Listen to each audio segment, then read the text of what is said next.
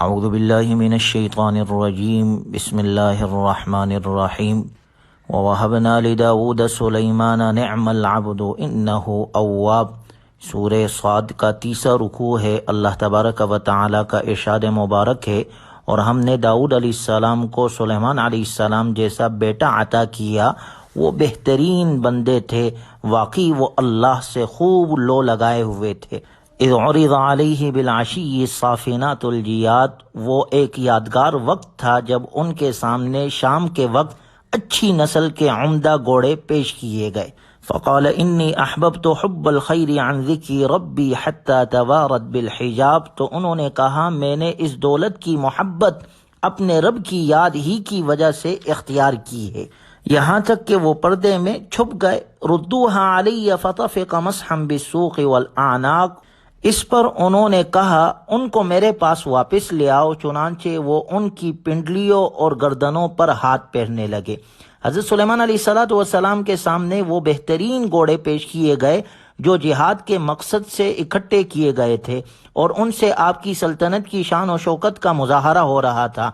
آپ نے جب ان کا معائنہ فرمایا تو یہ شان و شوکت آپ کو اللہ تعالیٰ کی یاد سے غافل نہ کر سکی، بلکہ آپ نے فرمایا کہ مجھے اس دولت سے محبت اس لیے نہیں ہے کہ اس سے میرے دبدبے کا اظہار ہوتا ہے، بلکہ اس لیے ہے کہ یہ جہاد کے لیے تیار کیے گئے ہیں، اور جہاد اللہ تعالیٰ کی محبت میں کیا جاتا ہے۔ پھر وہ گھوڑے چلتے ہوئے آپ کی نگاہوں سے روپوش ہو گئے تو آپ نے انہیں دوبارہ بلوایا، ان کی پنڈلیوں اور گردنوں پر پیار سے ہاتھ پھیرنے لگے۔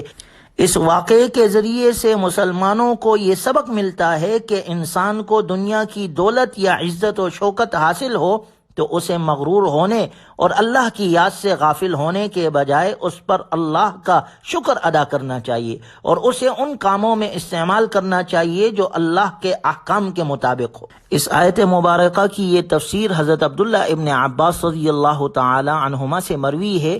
مفسرین کی ایک بڑی جماعت نے اس آیت مبارکہ اور اس واقعے کی ایک اور تفسیر کی ہے جو زیادہ مشہور ہے، اور وہ یہ ہے کہ گھوڑوں کے معائنے کے دوران آپ کی نماز قضا ہو گئی، سلیمان علیہ السلام کی، جس پر آپ نے افسوس کا اظہار کرتے ہوئے یہ فرمایا کہ اس دولت کی محبت نے مجھے اللہ کی محبت سے غافل کر دیا۔ اس لیے انہوں نے گھوڑوں کو واپس بلوا کر انہیں اللہ کے نام پر قربان کرنے کا ارادہ کیا، اور تلوار سے ان کی پنڈلیاں اور گردنیں کاٹنا شروع کی۔ اس تفسیر کے مطابق ترجمہ بالکل مختلف ہوگا۔ جب ان کے پاس اچھی نسل کے عمدہ گھوڑے پیش کیے گئے تو انہوں نے کہا کہ اس دولت کی محبت نے مجھے اللہ کی محبت سے غافل کر دیا، یہاں تک کہ وہ گھوڑے اوٹ میں چلے گئے، یعنی پردے کے پیچھے گئے، تو انہوں نے کہا انہیں واپس لاؤ۔ پھر انہوں نے ان کی پنڈلیوں اور گردنوں پر تلوار سے ہاتھ صاف کرنا شروع کر دیے۔ وَلَقَدْ فَتَنَّا سُلَيْمَانَ وَأَلْقَيْنَا عَلَى كُرْسِيِّهِ جَسَدًا ثُمَّ أَنَابَ، اور یہ واقعی بات ہے کہ ہم نے سلیمان علیہ السلام کو امتحان میں ڈالا، اور ہم نے ان کی کرسی پر ایک جسم ڈال دیا، پھر انہوں نے رجوع کیا۔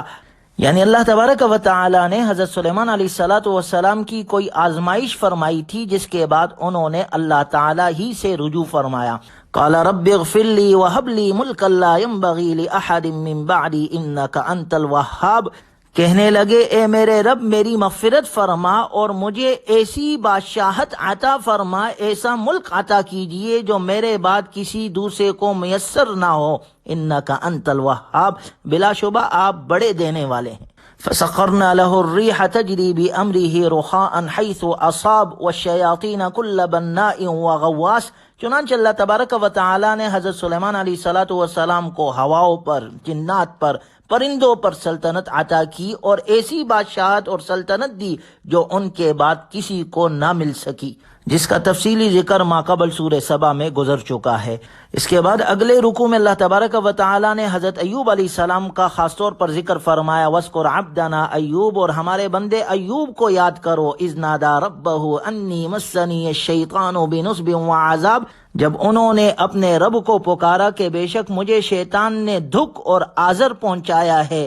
ارکض برجلک ھذا مغتسل بارد وشراب، اللہ کا ارشاد ہوا اپنا پاؤں زمین پر مار لو، یہ ٹھنڈا پانی ہے نہانے کے لیے بھی اور پینے کے لیے بھی۔ وَوَهَبْنَا لَهُ أَهْلَهُ وَمِثْلَهُمْ مَعَهُمْ رَحْمَةً مِنَّا، اور اس طرح ہم نے انہیں ان کے گھر والے بھی عطا کر دیے اور ان کے ساتھ اتنے ہی اور بھی، وَذِكْرَىٰ لِأُولِي الْأَلْبَابِ، تاکہ ان پر ہماری رحمت ہو اور عقل والوں کے لیے ایک یادگار نصیحت۔ ماقبل سورہ انبیاء میں تفصیل کے ساتھ گزر چکا ہے کہ حضرت ایوب علیہ السلام کو ایک طویل بیماری لاحق ہو گئی تھی۔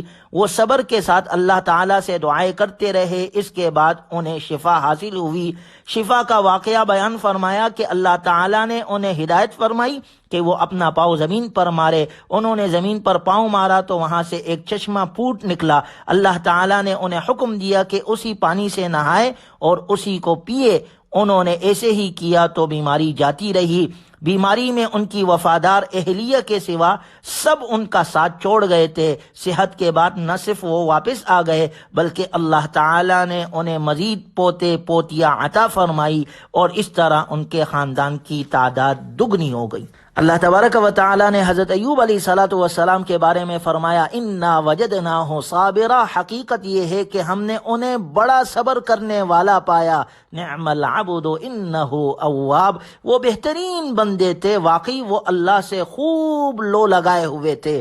گویا اس میں ہمیں بھی سبق ملتا ہے، موجودہ دور میں جو بیماریاں چل رہی ہے اللہ ہمیں اس سے محفوظ فرمائے، لیکن اگر بیماری آ جائے تو اس بیماری میں انسان صبر کرے اور اللہ کی طرف رجوع کرے۔ قرآن ہمیں یہ سبق دیتا ہے۔ اس کے بعد اللہ نے فرمایا، وَاذْكُرْ عِبَادَنَا إِبْرَاهِيمَ وَإِسْحَاقَ وَيَعْقُوبَ أُولِي الْأَيْدِي وَالْأَبْصَارِ، اور ہمارے بندوں ابراہیم، اسحاق، یعقوب علیہم السلام کو یاد کرو جو نیک عمل کرنے والے ہاتھ اور دیکھنے والی آنکھیں رکھتے تھے۔ یعنی والد ابراہیم علیہ السلام، بیٹا اسحاق علیہ السلام، پوتا یعقوب علیہ السلام، تینوں نبی ہے اللہ نے ذکر کیا کہ کیسے نیک بندے تھے۔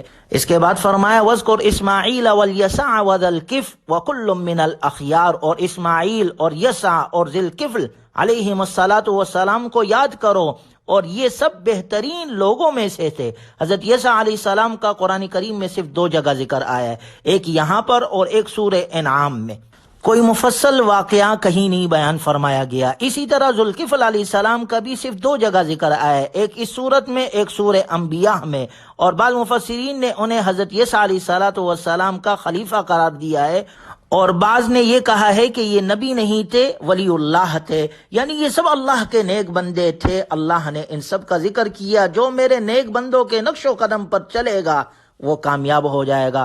سورت کے آخر میں اللہ تبارک و تعالی نے حضرت آدم علیہ السلام کی تخلیق کا ذکر کیا، اور ان کی تخلیق کے بعد اللہ نے جب فرشتوں کو حکم دیا اسجدوا لآدم، تو سب کے سب نے سجدہ کیا الا ابلیس، سوائے ابلیس نے، شیطان نے سجدہ نہیں کیا۔ جب اس سے پوچھا گیا تو نے سجدہ کیوں نہیں کیا، کہنے لگا قال انا خیر من خلقتنی من نار وخلقتہ من طین، میں آگ سے پیدا کیا گیا ہوں، آدم علیہ السلام مٹی سے پیدا کیے گئے ہیں، اور اپنے ذہن کے اعتبار سے کہنے لگا کہ میں ان سے بہتر ہوں۔ آگ کی صفت بلندی ہے، مٹی کی صفت پستی ہے، ایک بلندی والا پستی والے کے طرف کیسے سجدہ کرے؟ جس طرح آج کی دنیا کے اندر بھی کہتے ہیں نا، ہر دین کا ہر مسئلے کو ہم جو ہے وہ عقل پر پرکھتے ہیں۔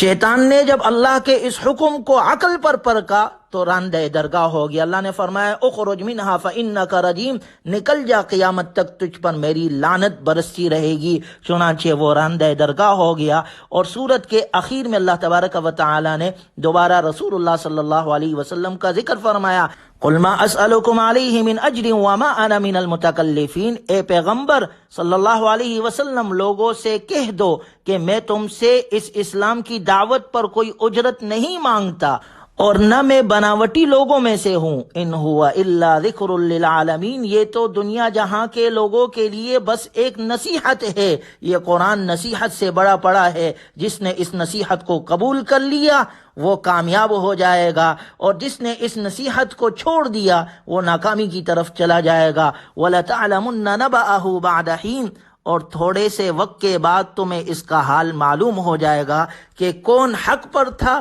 اور کون حق پر نہیں تھا۔ اللہ تبارک و تعالی ہمیں قرآنی تعلیمات پر عمل کی توفیق نصیب فرمائے۔ جناب رسول اللہ صلی اللہ علیہ وسلم کے تعلیمات کے مطابق اللہ ہمیں اپنی بقیہ زندگی گزارنے والا بنائے۔ الحمدللہ آج ہماری سورہ صاد مکمل ہو گئی۔ اللہ خیر کے ساتھ ہمارا پورا قرآن کریم مکمل فرمائے اور ہماری زندگیوں میں قرآن کو زندہ فرمائے۔ وآخر دعوانا الحمدللہ رب العالمین۔